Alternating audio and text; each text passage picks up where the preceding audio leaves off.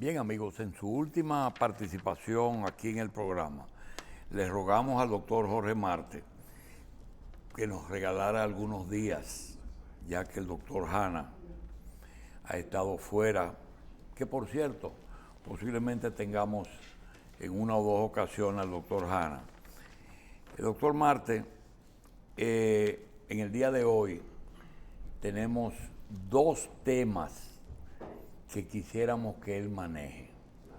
Uno, naturalmente, es la situación realmente del coronavirus, si nosotros tenemos un rebrote, si es una cepa menos mortal pero más agresiva. Todas esas pendejadas las vamos a hablar, pero inclusive la rehabilitación de todos esos centros y de todos esos lugares para activar vacunas, etcétera. Pero hay un tema que nosotros quisiéramos aprovechar, que Jorge Marte, por una eventualidad, ha podido reunir en él, primero, experiencia de estudios realizados en la carrera de medicina.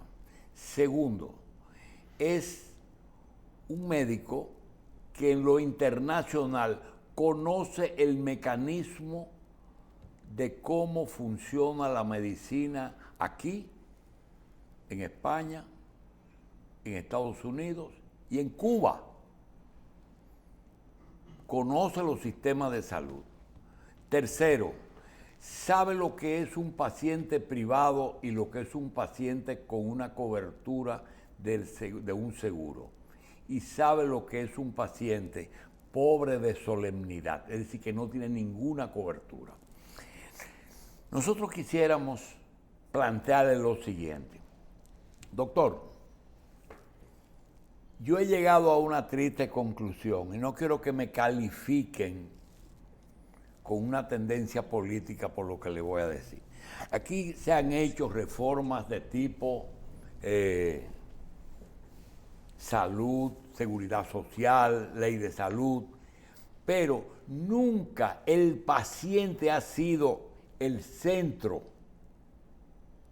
de atención de toda esa legislación. Siempre ha sido la política, el médico, los laboratorios, los prestadores, los administradores, pero el paciente como se. Y yo he llegado a la conclusión de que los sistemas mixtos, mire, hasta en política, las alianzas no terminan bien. Todo lo que es mixto a veces tiene problemas. Y yo pregunto, la socialización, por lo menos de la medicina, es la solución de la medicina en este país, en que todo el mundo tenga derecho al mismo nivel a atención médica sin costo alguno, o si ese costo lo paga el Estado y que el Estado cubra todos los prestadores de servicios. Gracias de nuevo. Siempre me siento muy bien. Me siento como en mi casa estando por aquí. Mira, antes, ya estando aquí en el estudio, comentaste algo que yo desconocía, que era tu participación. De hecho, no recordaba ni siquiera la existencia de ese programa ¿Qué hacer? Después de la revolución en el 4. En la voz dominicana, que todavía Exacto. se llamaba así, o Radio Santo Domingo Televisión. Y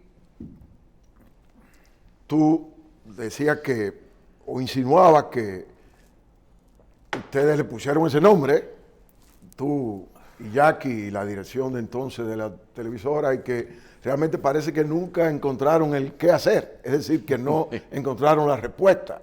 Aunque yo no creo que cuando decidieron bautizarlo con ese nombre era con esa intención, sino que esperaban eventualmente encontrar qué hacer, pero no lo consiguieron. Además, diste otros ejemplos, hablando de política, de que mucha gente se ha preguntado qué hacer y que aparentemente nunca ha encontrado la respuesta. Por lo que podría pensarse que qué hacer es una expresión ominosa, porque implica como las famosas comisiones de investigación que nunca Terminan llegan a conclusiones definitivas. Sin embargo, yo creo que el preguntarse qué hacer es totalmente válido. Y de hecho, eso es lo que tú me estás preguntando ahora, con tu pregunta. ¿Qué hacer? De hecho, si revisamos la historia, el socialismo probablemente ha pasado la historia. Sin embargo, no hay nada tan malo que no tenga cosas buenas. Y nosotros podemos heredar algunas lecciones y llevar a la práctica del socialismo. Y sucede que ¿qué hacer? Fue el título de una obra de Lenin, donde delineó qué hacer para obtener el poder en la Rusia zarista. Y eso conllevó a un gran éxito. Fue la primera gran revolución que cambió la forma de pensar socialmente. O sea que qué hacer no necesariamente implica que no se pueda hacer nada. En ese sentido, mira, tú dices que no es buena la lección que hemos aprendido de los sincretismos Estado-empresa privada. De hecho, en Europa, por ejemplo, la salud que proporciona el Estado y la salud privada son totalmente divorciadas. El Estado, por supuesto, monitorea, rige, exige que cumplan las leyes aquella porción minoritaria que en Europa ejerce la medicina privada. España, por ejemplo, o el Reino Unido, donde son regímenes con medicina socializada por completo, donde hay, y vamos ya de lleno a tu pregunta, seguridad social del 100% y de la población. En Europa, la mayoría de los países tienen cobertura para todos sus ciudadanos, sea privado o sea estatal. La mayoría de los países tienen cobertura estatal para todos los ciudadanos.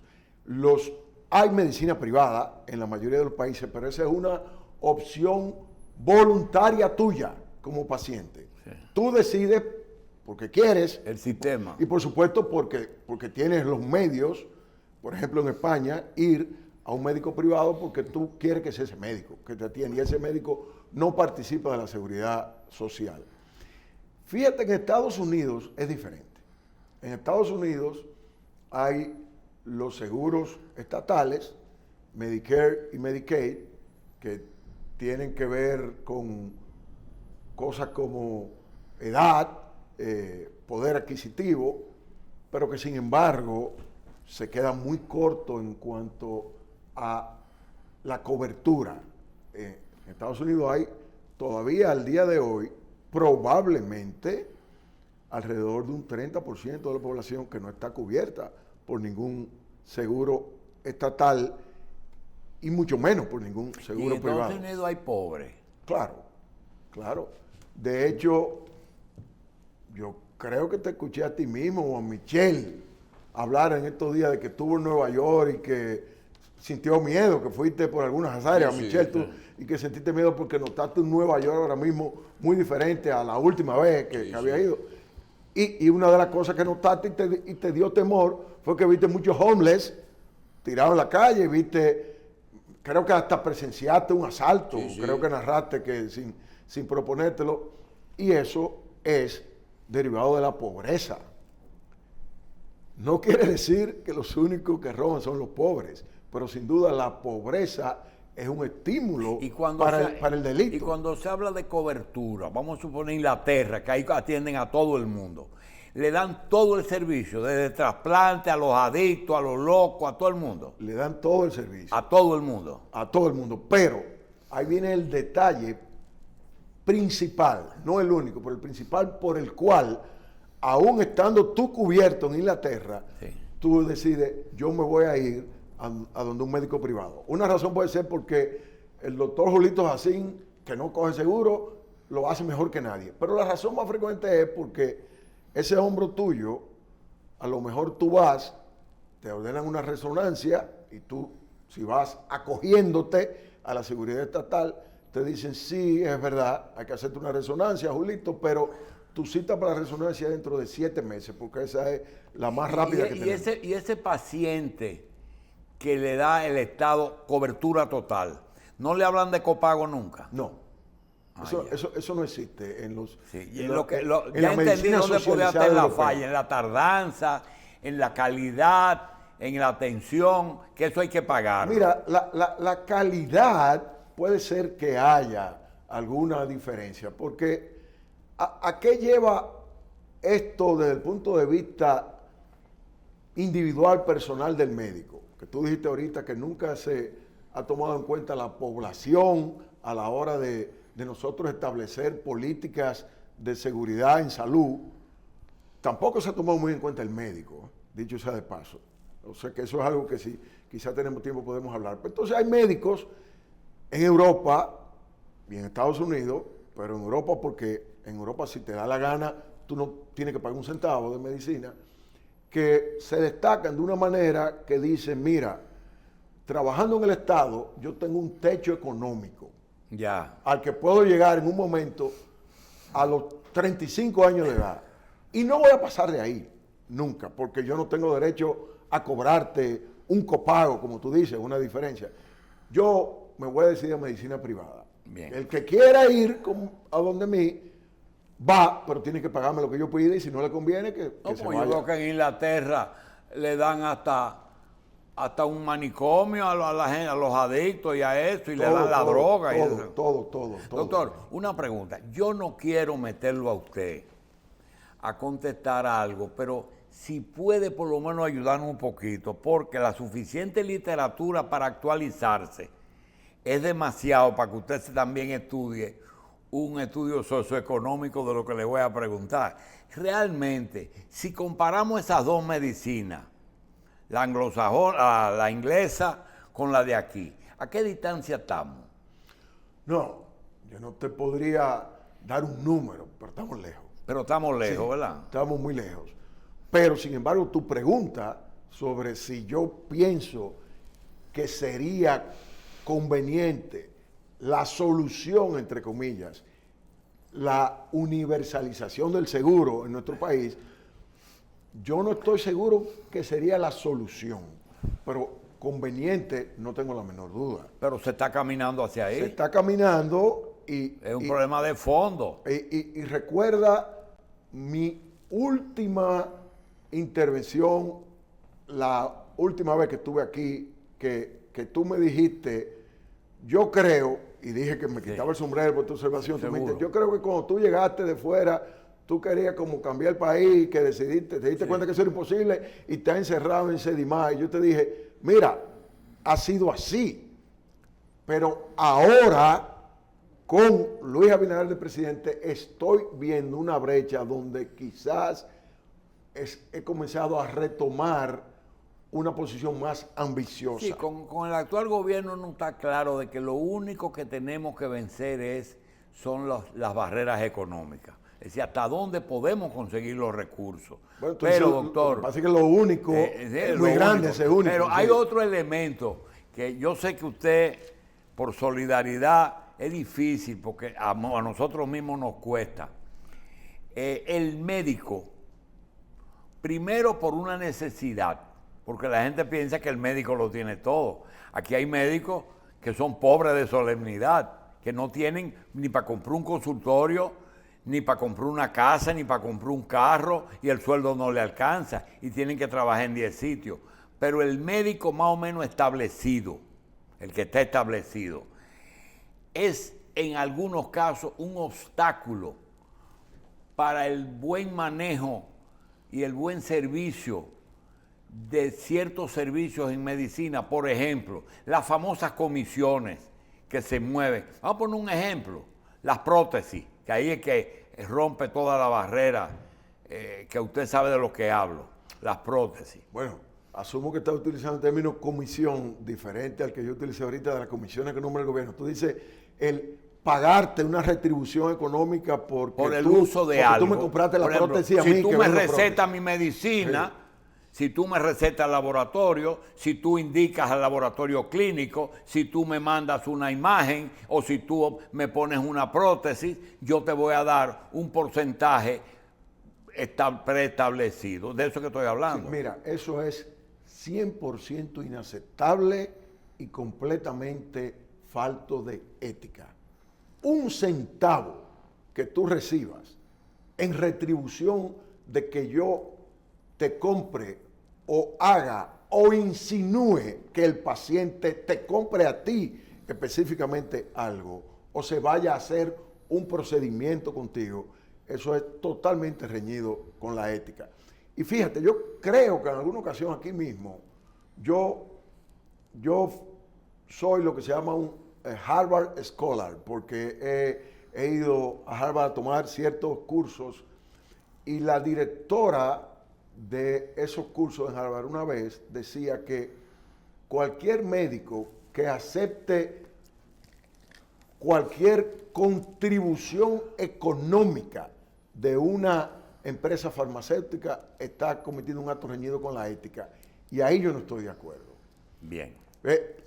Quiero que se vea la diferencia. Sí. No es lo mismo que yo acepte sin compromiso alguno el que una farmacéutica me cubra mi asistencia a un congreso sin compromiso alguno. Bueno, no, la gente no tiene por qué creerme, pero... Es una forma, doctor.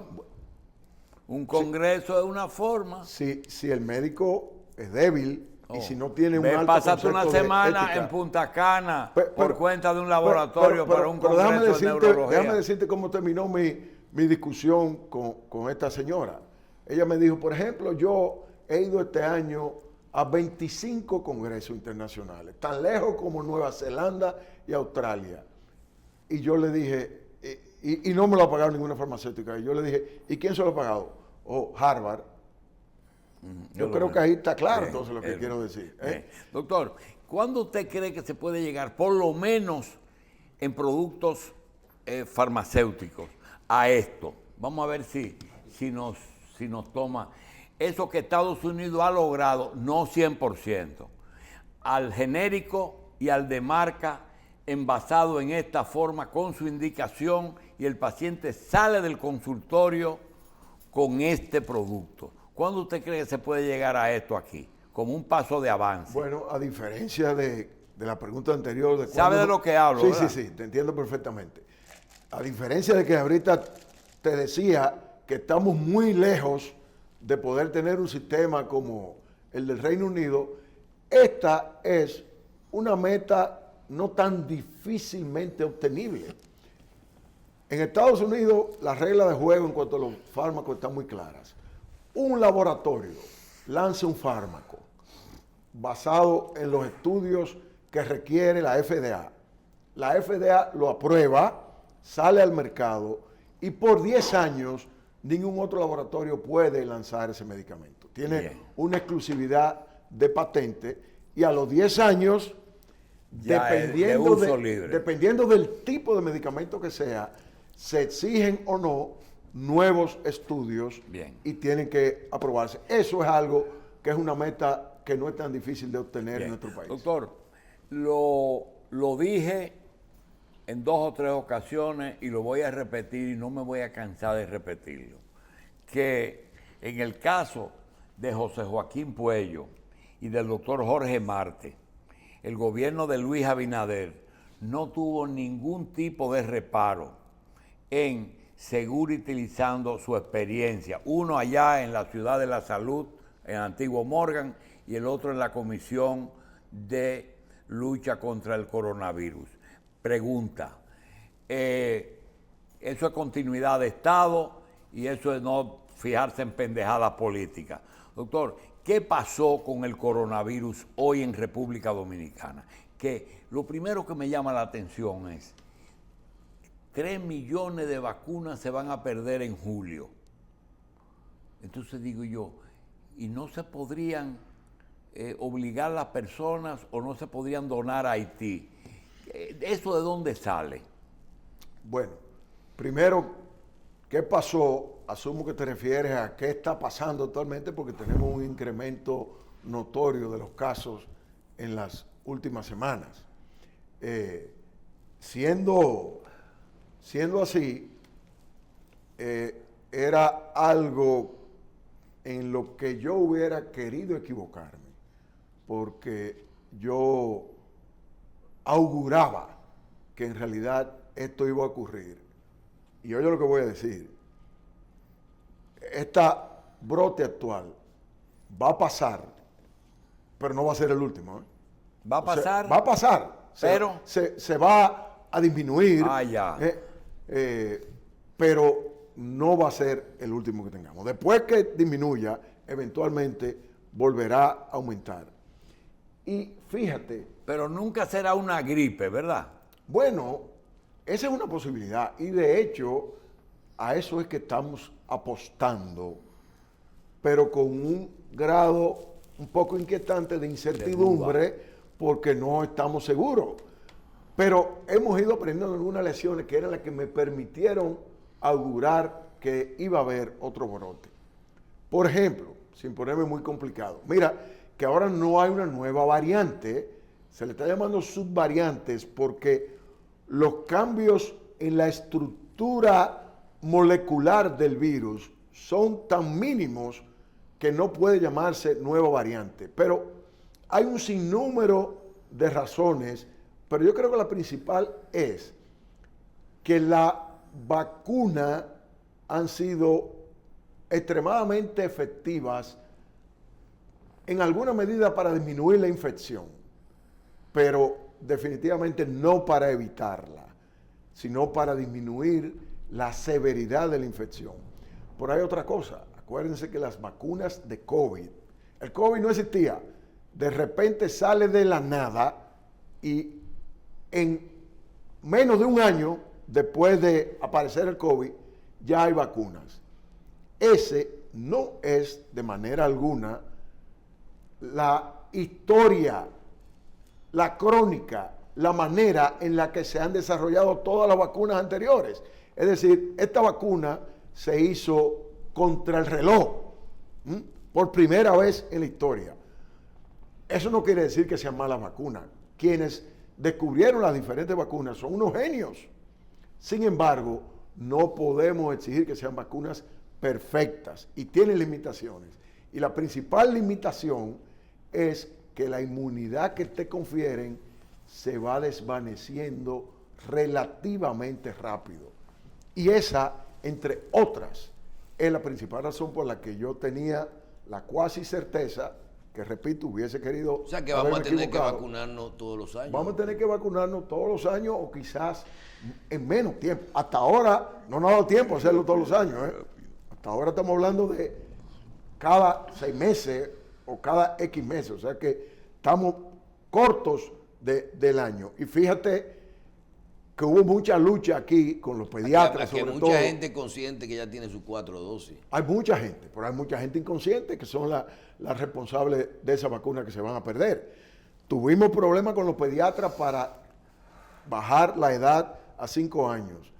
Ahora, hace un par de días, la FDA aprobó 6 meses. Ahora los pediatras están echados para atrás. Ahora, esta va a ser una lucha más difícil que la que fue la de los 5 años. Porque Doctor, los 6 meses se ve un ser más vulnerable. Doctor, hay un tema hoy que veo el anuncio del Colegio Médico Dominicano, que inclusive la información no está muy bien redactada, porque habla de que van a hacer un paro por la intención de las ARS, y realmente cuando tú ves la información, lo que es la intención de la CISARRIL de eliminar el copago.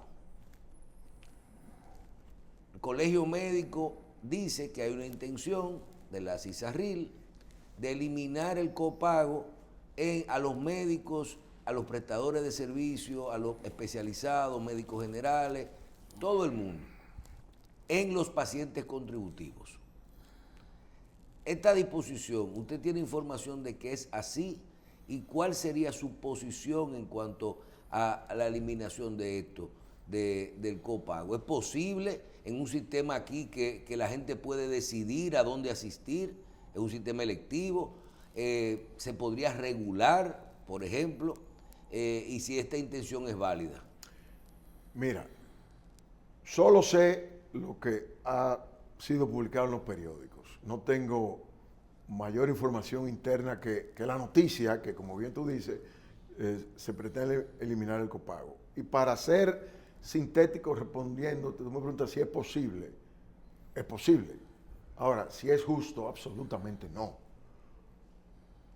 Porque quizás la gente no sabe que la mayoría de lo que un médico recibe por una consulta de un paciente asegurado, lo que le toca al médico, rara vez pasa de 300 a 500 pesos y frecuentemente son 100 o 200 pesos. Entonces, ¿cómo es posible que alguien, pues, si tú calculas eso y se elimina el copago, no tenemos tiempo aquí, pero podríamos hacer una radiografía de un médico, tomando un ejemplo de que vea un médico que le vaya muy bien y de que vea X cantidad de pacientes al día, y si tú haces una sumatoria No se de gana eso, 150,000 pesos. realmente no se llega Sí, doctor. a la canasta familiar. a Y cubrir la canasta se familiar. podía hacer un alto ahí. Se podía decir, bueno, podemos hablar de eliminación de copago siempre y cuando se revise un poquito la tarifa. Siempre y cuando se revise más que un poquito. Un poco. El ¿Por qué? copago muchas veces es más de Porque yo le voy a poner un ejemplo. Usted habló de 500 pesos. En el contributivo, en atención primaria, el promedio de la consulta es 500 pesos.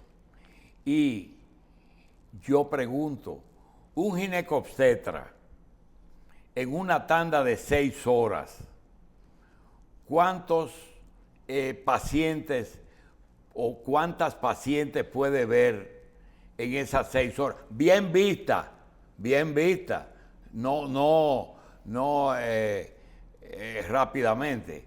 Entonces, yo creo que todo eso se podría ver, pero eso hay que revisarlo antes. Absolutamente. Y como usted dice, yo no he visto bien la demanda. Porque eso de hablar primero con el arma y vamos a hacer un paro, yo creo que eso merece como hablar primero, ¿verdad? Por supuesto, el ser gatillo alegre, hablando de paro y huelga, y no solamente hablando, porque hace un par de semanas hubo una huelga, en un par de días en el Gautier específicamente. Tuvo 2 o 3 días parado porque según los médicos del hospital no había prácticamente de nada en el hospital. Esa fue la razón. Eso se arregló y yo espero que esté cambiando y esté yendo mejor. Pero Bien. Huelga es una palabra que para mí hoy en día huelga. Bien. Está de más. Doctor, como decía Pérez Plácido, recapitulando y llegando a él sabe quién yo hablo. Claro. Sí. ¿Y le habrá dado clase? Un profesor, sí le dio clase a todo el mundo. todo el mundo. Doctor, Gran dibujante. recapitulando, Cantante. frente a este brote, ¿podemos llamar brote? Sí, Frente a este brote, paciente, médico y gobierno, ¿cuál debe ser la actitud correcta? mira, Paciente, realmente la parte, no quiero decir buena, pero menos mala que tiene la lucha contra el COVID es que nos hemos ido graduando en COVID. Hemos ido aprendiendo y acumulando experiencia. Entonces, ¿qué debe ser el paciente? Por ejemplo, yo en un momento dado quité las restricciones de que los visitantes y el personal usaran mascarilla en Sedimat. Eso duró un par de semanas solamente. Y volvimos a imponer el uso de mascarilla obligatorio. Y yo nunca personalmente he dejado de utilizar mascarilla en sitios públicos Y mucho menos en la clínica. o si estoy incluso en mi oficina. Yo creo que el paciente debe hacer fundamentalmente 3 cosas, que son un déjà vu, una reiteración de lo que hemos estado diciendo desde que comenzó el COVID. Hacer un uso bastante liberal en términos de hacerlo muy frecuentemente de mascarillas, evitar las aglomeraciones innecesarias y vacunarse. No solamente ponerse la primera dosis, el que no se ha puesto ninguna, Tengo sino cuatro, que vamos por la cuarta una gente dosis. que te diga, doctor, tengo 4 vacunas y me dio COVID. Algo normal. Bueno, esa persona, yo le tengo que decir, mira, las posibilidades de que te dé otra vez, por lo menos en los próximos 2 o 3 meses, son bajas, pero no son cero. Ahora, aunque son bajas, tú debes utilizar mascarilla y debes evitar aglomeraciones innecesarias. Bien. Doctor, el médico que le llega al paciente con COVID, ¿qué debe hacer? Mira, el ejercicio médico del COVID ha tenido una parte que ha sido poco discutida y poco estudiada, que en un momento dado, el 90% de los pacientes que estaban yendo a una consulta era porque tenían COVID o sospecha de que tenían COVID. Es decir, que si tú no veías COVID, no ibas a ver nada, Sí, porque sí, era nada más. nadie estaba yendo. Entonces, muchos médicos que al principio les rehuían al COVID decían, bueno, tengo que transarme y ver COVID. Pero esos médicos ejercen frecuentemente o en hospitales públicos o en clínicas privadas que no admiten pacientes con COVID. Es decir, yo te hago el diagnóstico en mi consultorio, Pero te mando y hay que internarte, y entonces ahí es el problema, porque yo no te puedo internar porque aquí no ven pacientes con COVID, e incluso ni siquiera te puedo atender yo mismo, porque al sitio donde te podría internar yo no trabajo. Eso causó problemas, porque nosotros que hicimos varios protocolos en Sedimá de manejo de COVID, nos encontrábamos, y ahora en este momento nos seguimos encontrando, con pacientes que nos llegaban en mal estado y que hasta ese momento habían sido tratados con esquemas muy diferentes al de nosotros. Y eso nos causaba problemas, porque nosotros teníamos una experiencia en la que nuestras estadísticas son que los pacientes que nosotros le diagnosticamos el COVID y que desde el primer momento se trataron con nosotros, le fue muchísimo mejor que al paciente que tomamos porque se estaba tratando en otro lugar y viene donde nosotros porque ahora hay que internar. Mire, yo sé la respuesta, pero quiero que usted la diga. Hay más coronavirus, menos ocupación de cuidado intensivo y menos muerte. ¿Por qué? Bueno, porque por suerte el Omicron y sus subvariantes, que son las que han dominado en los últimos meses, es mucho más contagioso, pero es mucho menos severo, por suerte. Doctor, pregunta, ¿a usted le dio COVID? Sí, me dio COVID. ¿Una vez? Una vez. Bien. Con toda mi vacuna fue bastante suave, cansancio, un poco de fatiga, pero fue suave. Bien. No, probablemente no hubiera sido así si no hubiera tenido mi esquema de vacuna al día. Bien. Doctor Jorge Marte, por cierto, le saluda al doctor William Hanna. Y mi maestro, William, que se mejore. Director médico del esperando. Centro de Diagnóstico y Medicina Avanzada y de Conferencia Médica y Telemedicina de CEDIMAT. Gracias, doctor. Gracias a ustedes.